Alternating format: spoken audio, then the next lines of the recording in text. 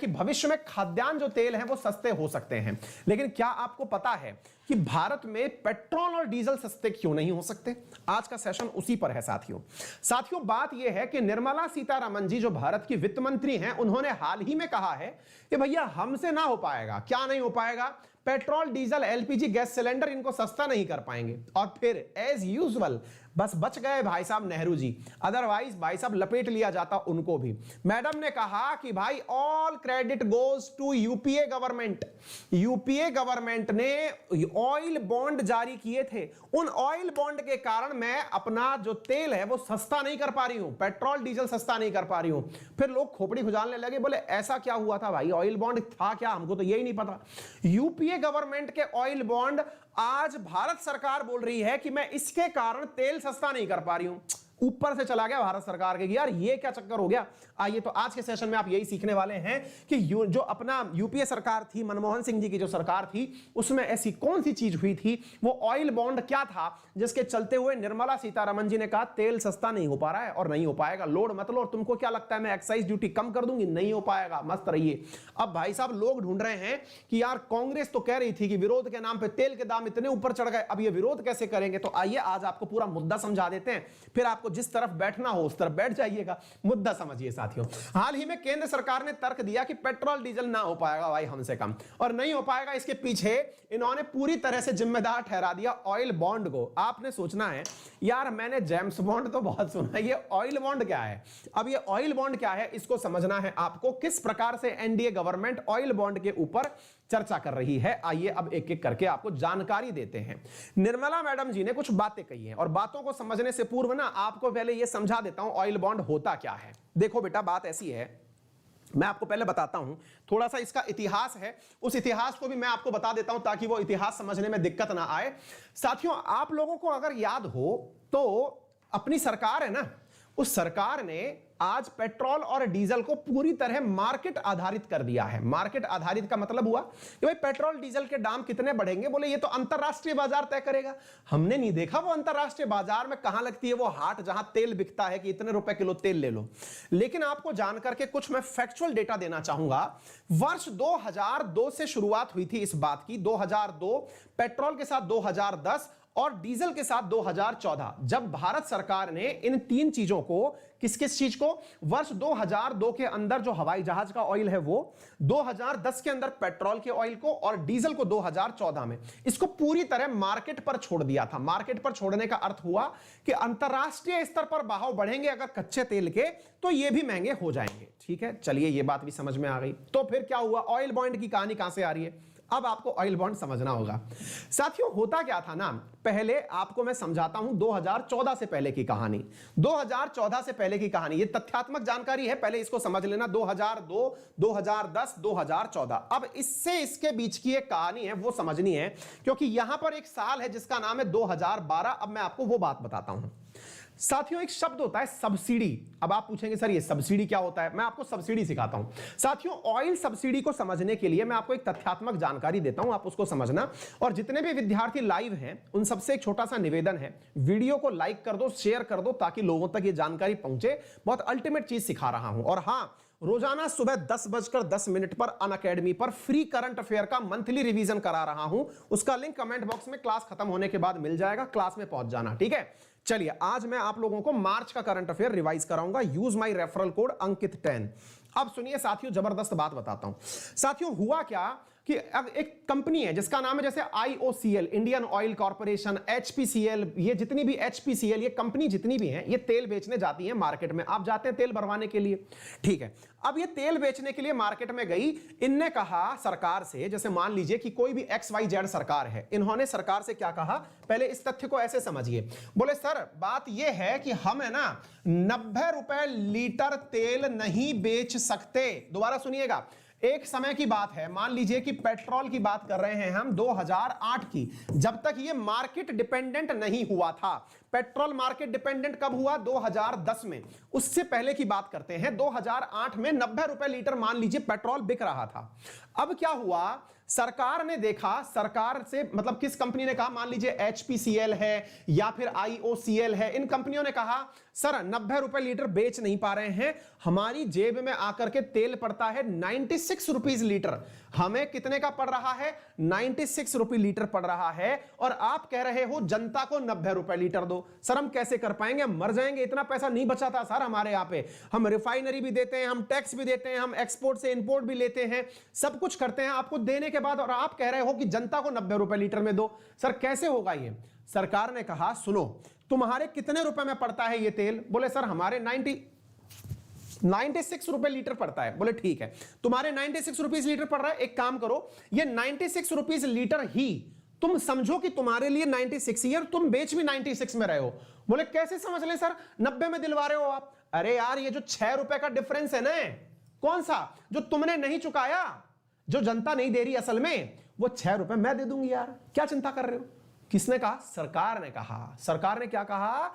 देश की आजादी से लेकर 2010 तक सरकारें क्या काम करती रही? सरकारें यह करती रही कि जनता को तेल 90 रुपए लीटर ही दो, इससे ऊपर का जितना भी भाव मिल गया, 90 रुपए उदाहरण ले रहा हूं, मान लो कभी सरकार ने कहा कि तेल का भाव 80 रुपए लीटर रखो, लेकिन कंपनी को 85 रुपए का पड़ रहा है, तो जो 5 रुपए एक्स्ट्रा जा रहा है ना, सरकार ने उस 5 रुपए एक्स्ट्रा के लिए एक शब्द यूज किया कि बेटा इस पैसे को आप लोग चिंता मत करो, जितना भी एक्स्ट्रा पैसा है उसको मैं दूंगी।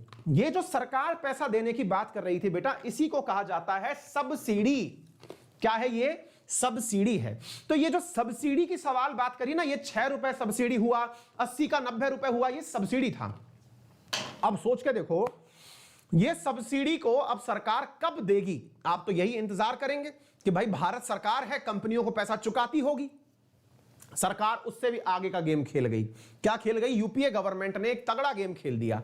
आपको जान के आश्चर्य होगा कि इस सरकार को, यानी यूपीए गवर्नमेंट को, इन कंपनियों को, IOCL, HPCL, BPCL, इन कंपनियों को 1.25 लाख करोड़ रुपए चुकाने थे वर्ष 2012 में।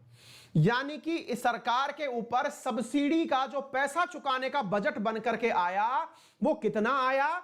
1.25 लाख करोड़ रुपया, 1,30,000 करोड़ रुपया चुकाना था भारत सरकार को इन 3 कंपनियों को, कि भाई ये पैसा बन रहा है तुम्हारा, सब्सिडी जो मुझे चुकानी है। किसको चुकानी थी? भारत सरकार को। किसको चुकानी थी? कंपनी को देनी थी।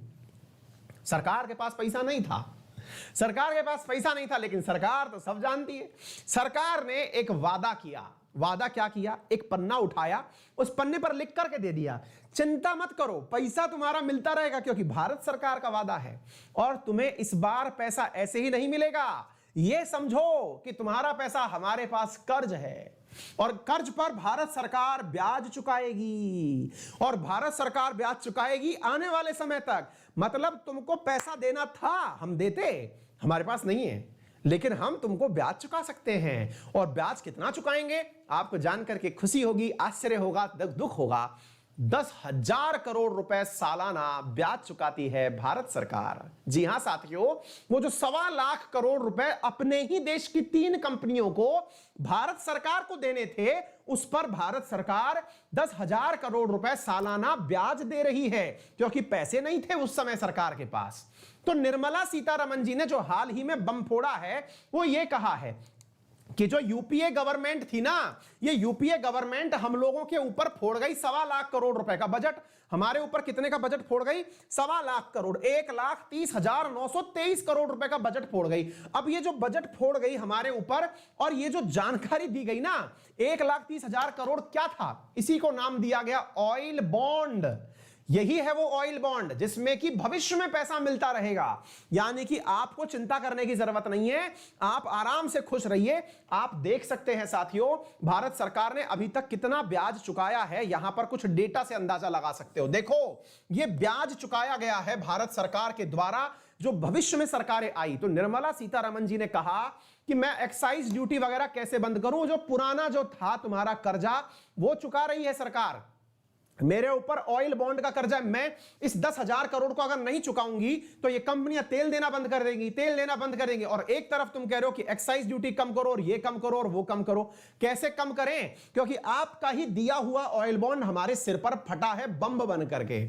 आ गई बात समझ में? अब इस पूरी कहानी के अंदर आपको विलन कौन लगा? इस पूरी कहानी में विलन बनकर के आई यूपीए गवर्नमेंट कि यार यूपीए गवर्नमेंट ने चीटिंग करी, इसने आने वाली सरकारों के ऊपर बिल फाड़ दिया। ऐसी फीलिंग आई ना आपको? बिल्कुल आपको आएगी, क्योंकि कहानी आपने आधी सुनी है। अब बाकी बची हुई कहानी सुनिए। बाकी बची हुई कहानी को कुछ इस प्रकार से सुनिए आप साथियों। बाकी बची हुई कहानी को आप यहां से पढ़ें। आपको सरकार की कही हुई बात तो समझ में आई। आपको लगा कि यार सरकार के ऊपर इतना कर्जा देके चली गई यूपीए सरकार, लेकिन बेटा आज सरकार जो है ना वो 20 लाख करोड़ रुपए एक्साइज ड्यूटी से कमा रही है। भाई साहब ये इसका 10 टाइम्स है और भी 20 टाइम्स 18.16 लाख करोड़ रुपीस बचाती है सरकार एक्साइज ड्यूटी पर लगा करके। अगर चाहे तो इस कर्ज को देने की जरूरत ना पड़े, एक ही साल में इसको निपटा दे, फिर आगे चले। फिर आप पूछेंगे हाँ तो निर्मला मैडम अब आपसे पूछेंगी देश कैसे चलाना है, मतलब आप ज्यादा बुद्धिजीवी हो गए। मतलब मैं नहीं हुआ। जरा इस आंकड़े को देखिए जो कहा जा रहा है अपोजिशन के द्वारा। अपोजिशन कह रहा है कि आप लोग हमारे लिए कह रहे हैं कि हमने ऑयल बॉन्ड जारी करके गलत किया। आपका क्या? जो आप लोगों ने 1.45 लाख करोड़ रुपए जो लोग थे, जो बैंक थी या कॉर्पोरेट टैक्सेस का मिलना था आपको बड़ी कंपनियों से, आपने वो माफ कर दिया। आपने कॉर्पोरेट घरानों का 1.45 लाख करोड़ रुपया माफ कर दिया है। इससे अच्छा यही माफ कर देते, कम से कम जनता को तो कम से कम सस्ता तेल मिलता। आपने कॉर्पोरेट घरानों में कुल मिलाकर 10-15 इंडस्ट्रियलिस्ट का 1.25 लाख करोड़ रुपया की जगह 1.5 लाख करोड़ रुपया माफ कर दिया सरकार। आपको कॉर्पोरेट टैक्स, अभी आप पूछेंगे कॉर्पोरेट टैक्स क्या होता है? ये समझिए जैसे आप और हम जो कमाते हैं थोड़ा बहुत, इनको सरकार को इनकम टैक्स देना होता है, लेकिन बड़े जो घराने होते हैं इनको इनकम टैक्स के स्थान पर कॉर्पोरेट टैक्स देना होता है। ये समझिए इस प्रकार से बिरला, टाटा, अंबानी, ये सब जितने भी है ये कॉर्पोरेट टैक्स चुकाते हैं इनकम टैक्स के स्थान पर, और सरकार ने वो माफ कर दिया।